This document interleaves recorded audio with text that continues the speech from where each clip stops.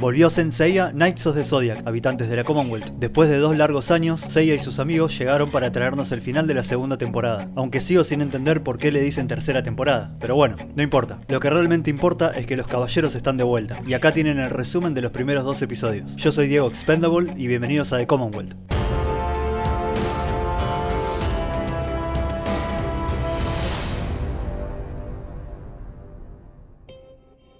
Episodio 1 de la temporada 3, llamado El Cisne y el Escorpión.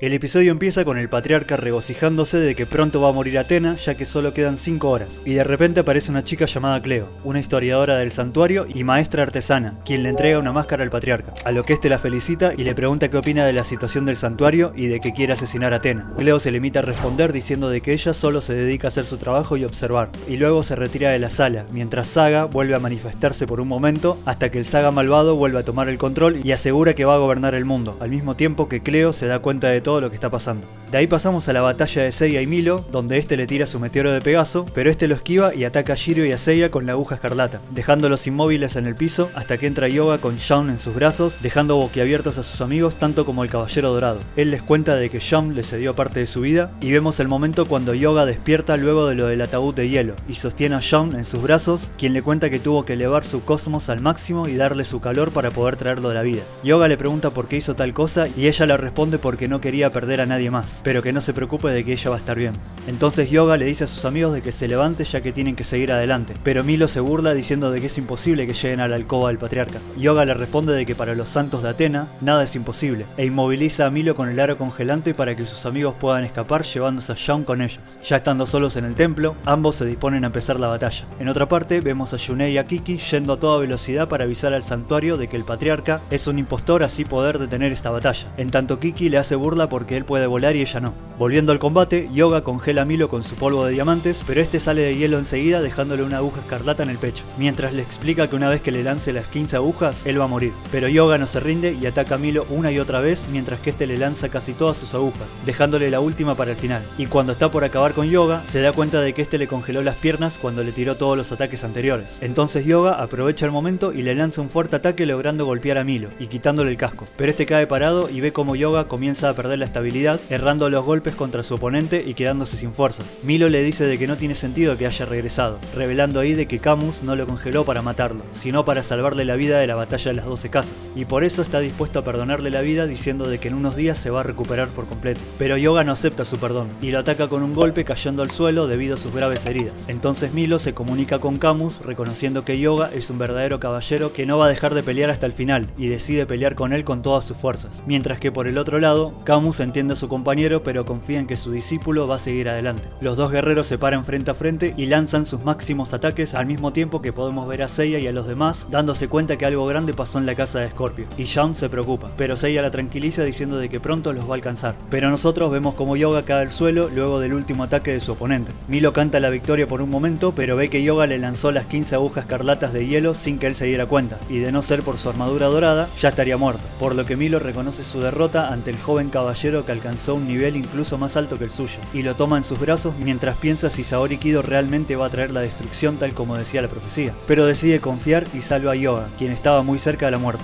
El caballero del cisne le pregunta por qué lo salvó y este le responde de que quiere ver hasta dónde llegan y cómo es que termina esta batalla. Entonces antes de irse, Yoga le dice de que la próxima vez que lo vea le gustaría pelear de su lado, a lo que Milo le responde que él también quiere lo mismo. El cisne se retira a la siguiente casa y así termina este primer episodio. Episodio 2 de la temporada 3, llamado El coraje de Jabú.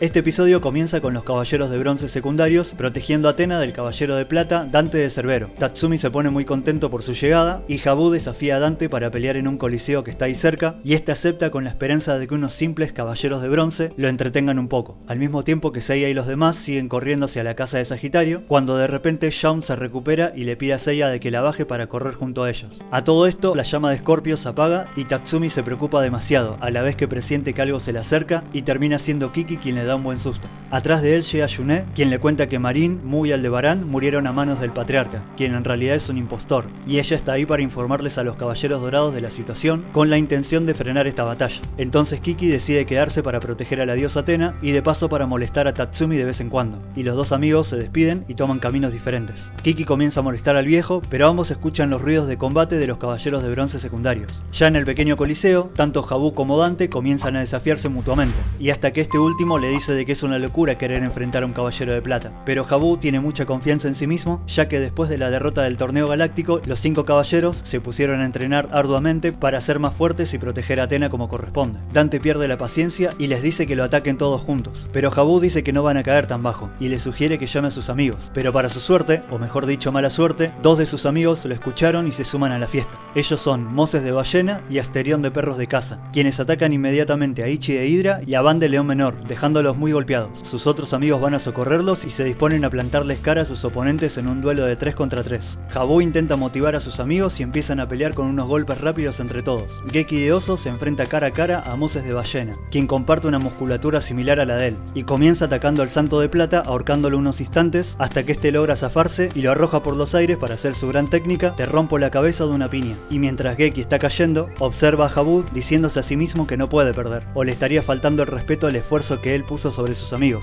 Y ahí vemos un flashback del pasado ubicado justo cuando los caballeros de bronce secundarios salen derrotados del torneo galáctico, y Jabú se les suma ya que perdió la pelea contra John de Andrómeda, pero este confronta a sus amigos diciendo que los ve muy tranquilos después de la humillante derrota que tuvo cada uno, y Geki le mete un golpe, pero el unicornio se levanta, se lo devuelve e intenta golpear a los demás, y se queja de que no entrenaron y se convirtieron en caballeros de Athena para nada, siendo esto suficiente motivación para que sus amigos quieran entrenar junto a él para volverse más fuertes. Y en tanto vemos los entrenamientos de cada uno de ellos con sus respectivas áreas y constelaciones, Geki logra soltarse del ataque de Moses y le da un abrazo de oso muy poderoso, en donde ambos salen volando y Geki deja todo en manos de sus amigos, para luego estrellarse contra el suelo. Moses se levanta del gran golpe, reconoce el valor de su oponente y cae derrotado junto a él. Mientras tanto, Nachi de Lobo se enfrenta a Asterión de Perros de Caza, donde corren a toda velocidad a un lugar más alejado, y se dan unos golpes de paso, hasta que Asterión usa su ataque fantasma y golpea bastante a Nachi, sumado a que este también puede leer sus movimientos. El Santo de Athena está en problemas y cae otra vez, pero se levanta con mucha convicción y se quita la armadura de lobo, lo que desconcentra un poco a su oponente, pero lo ataca de todas formas, aunque para su sorpresa, el lobo logra esquivar su ataque. Él se despide de Jabú y le lanza su aullido mortal sin lograr pegarle, ya que Asterión leyó su ataque, pero lo que no se dio cuenta es que era parte del plan de Nachi, quien lanza un fuerte golpe al mismo tiempo que su oponente y ambos caen derrotados. Y ahora se viene la batalla final, Jabú de Unicornio contra Dante de Cerbero, siendo este último quien tiene el control de la pelea. El unicornio se muestra muy confiado y le pide a su enemigo de que no se contenga y que le muestre todo su poder, consiguiendo así de que este le haga caso y lo ataque con el huracán infernal,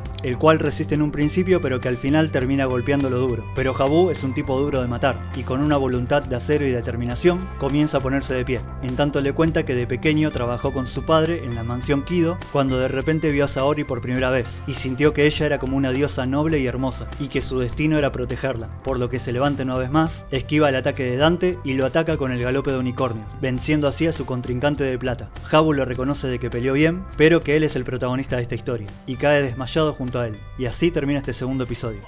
Bueno, habitantes de la Commonwealth, la verdad que para ser el inicio de esta nueva temporada, o mejor dicho, segunda parte de las 12 casas, va bastante bien. La pelea de Yoga y Milo sí que fue corta, pero tuvo lo que tenía que tener, sumado que la música en su gran mayoría estuvo bien, y la animación tiene una gran mejora a comparación de la temporada anterior. Destaco por sobre todo la escena de que Milo habla con Camus telepáticamente, esa parte fue espectacular. Y ahora entrando en el episodio 2, es verdad que no tuvo una gran animación y buenas batallas como las que vimos en la temporada anterior entre Ayoria y Shaka, pero tiene lo necesario para hacer un gran episodio, porque al igual que Sensei Omega, esta serie también le hizo los honores a los caballeros de bronce secundarios, dándoles un episodio completo y contando un poco más de su historia. Creo que Geki y Jabú se robaron el episodio. Nachi también, pero más ellos dos. La escena del flashback en la mansión Kido me pareció muy buena, algo distinto a lo que vimos en el anime y le sienta muy bien a esta serie. Por cierto, quizás algunos fans del anime también notaron de que tanto el padre de Jabú como Tatsumi en esta imagen nos recuerdan mucho a Armin Arlet y Kid Shadis de la serie de Attack on Titan. ¿Qué les parece? Pueden comentar abajo en los comentarios a ver si también les pareció lo mismo o soy solo yo. Después el personaje de Yuné, al igual que Kiki, siguen poniéndole onda a la serie, porque seamos sinceros, ella ya es parte de esta serie, y cada vez que aparece tanto en una escena graciosa con Kiki como cuando le cuenta a Tatsumi la traición del patriarca, queda más que bien. Solo espero que no muera al final del camino. Ok, espero que no me haya faltado nada. De todos modos, nos estaremos viendo en un próximo directo cuando salga el episodio 3. Así que estén atentos. Y si les gustó este video y son nuevos en el canal, los invito a que le den like, se suscriban activando la campanita, comenten en los comentarios y compartan este video a más fans de Saint Seiya. Ahí arriba les dejo las redes sociales del canal y nos estamos viendo la próxima con un nuevo episodio de Saint Seiya Knights of the Zodiac. Un saludo para todos. The Commonwealth corta la transmisión.